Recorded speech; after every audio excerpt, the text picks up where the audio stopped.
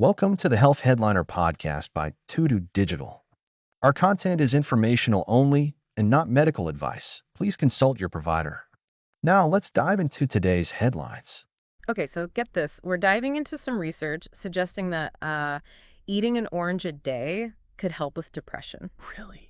Yeah, sounds kind of wild, right? It really does. I mean, you think of mood-boosting foods, you think of chocolate or maybe a comforting bowl of pasta, but not oranges. Yeah, exactly. Yeah. But this study from Harvard, it was published in Microbiome, and it makes a pretty compelling case. Interesting. And it all comes down to, you guessed it, the gut microbiome. Ah, the gut microbiome. Seems like we're learning so much about the gut microbiome these days and its connection to just everything, including our mental health. It really is fascinating, and this study was massive. It was based on data from the Nurses' Health Study, too. Wow. Which has been tracking over 100,000 women for decades. That's a lot of data. It is. Yeah. And that kind of long-term data is really valuable for researchers because it lets them spot trends and connections that you might not see in smaller, shorter-term studies. Oh, for sure. And what they found was pretty striking. Women who ate just one medium orange per day had a 20% lower risk of depression. Wow, that's significant. It is. But here's the thing. The effect was specific to citrus fruits. So apples, bananas, those didn't have the same impact. Interesting. So there's something specific about citrus that might be driving this effect. Right. And that's where the gut microbiome comes in. Okay, I'm intrigued. How does an orange, or I guess something in an orange, influence the trillions of bacteria that are living in our gut? Well, researchers discovered a link between eating citrus and the abundance of a particular bacteria called Faecalibacterium prausnitzii. Faecalibacterium prausnitzii. Okay. Not the easiest name to remember, but it sounds like this little guy might be a key player here. What exactly does this bacteria do? Well, they found that people who weren't depressed tended to have higher levels of this bacteria in their gut. And the more citrus they ate, the more of this bacteria they had. So it's possible that this F. prausnitzii is somehow contributing to this protective effect against depression. Okay, I'm starting to see the connection here. But how does a bacteria in our gut influence something as complex as our mood? Well, that's where it gets really interesting. This F. prausnitzii is thought to influence the production of certain neurotransmitters in the gut, specifically serotonin and dopamine. Oh, wow. Serotonin and dopamine, those are the feel-good chemicals, right? Exactly. We usually think about those in connection with the brain. You know, they help regulate mood, sleep, all sorts of things. Right. But what's fascinating is that these neurotransmitters are also produced in the gut. And emerging research suggests that they can actually travel from the gut to the brain through something called the gut-brain axis. The gut-brain axis. Yeah, it's basically communication highway between these two organs. So the idea is that eating an orange could boost the happy chemicals in our gut, and then those signal to the brain, leading to a more positive mood. That's the theory. And to make things even more interesting, this link between F. prausnitzii and a lower risk of depression wasn't just observed in women. Researchers found a similar association in a study that looked at men, too. Oh, wow. So it's not just a fluke. Right. It seems like this could have big implications for how we think about mental health. It really could. It really could. You know, we've always known there's a connection between food and mood. I mean, think about how you reach for comfort foods when you're feeling down. Yeah. Or how certain foods can, like, give you a burst of energy. Oh, yeah, totally. A big bowl of mac and cheese definitely makes me feel better on a bad day. Exactly. But now we're actually starting to uncover the scientific basis for those connections.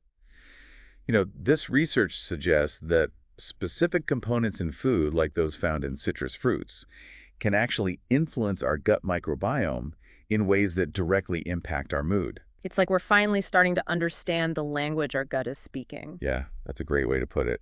And the more we can understand that language, the more we can use it to, improve our health and well-being. Absolutely. So what are the next steps then? Where does this research go from here?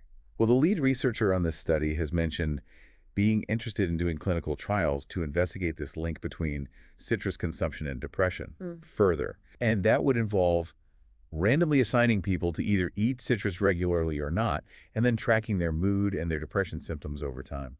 That makes sense. A clinical trial would give us more definitive evidence, and it could pave the way for incorporating citrus into dietary recommendations for mental health. Exactly. Imagine if something as simple and as enjoyable as eating an orange a day could actually help prevent or manage depression. That would be a game changer, especially considering the limitations and the potential side effects of some current treatments. Oh, it would be incredible. And it's a pretty low-risk intervention, too. I mean, oranges are widely available, they're affordable, and generally safe for most people to eat. Precisely.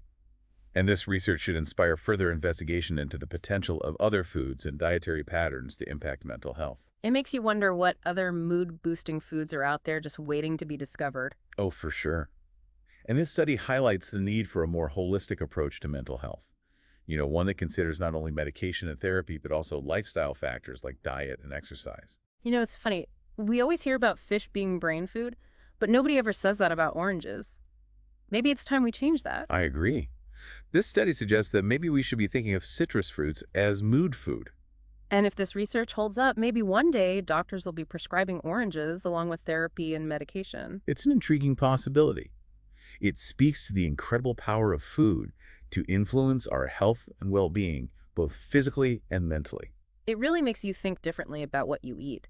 So what about you? Have you noticed any foods that seem to affect your mood either positively or negatively? I've always been pretty aware of how certain foods impact my energy levels, but this research has really made me think more about the potential connections between diet and mood. Hmm. I'm definitely paying more attention now to how I feel after eating different things. Yeah, me too. This deep dive has definitely given me a whole new perspective on what I put on my plate. I'm going to be incorporating more citrus into my diet for sure. Yeah, it's really amazing to think that something as simple as adding an orange a day could have such a positive impact. It really is. And hey, even if it turns out that oranges aren't like the magic cure for depression, this research still highlights that incredible connection between our gut and our brain and the power of food to influence our well-being. Absolutely. Hmm. And I think we've really only scratched the surface of this whole area of research. It makes you wonder what other dietary discoveries are out there. I know. I can't wait to find out. Well, for our listeners who are as intrigued by this research as we are, we've included a link to the original article in the show notes, so you can check that out if you want to dive deeper into the details. It's been great exploring this topic with you. Always a pleasure. Until next time, everyone, keep exploring, keep learning, and maybe keep an orange or two handy. Thanks for tuning in to the Health Headliner podcast by To Digital. Like and subscribe for more health news and breakthroughs. Stay healthy and informed. See you next time.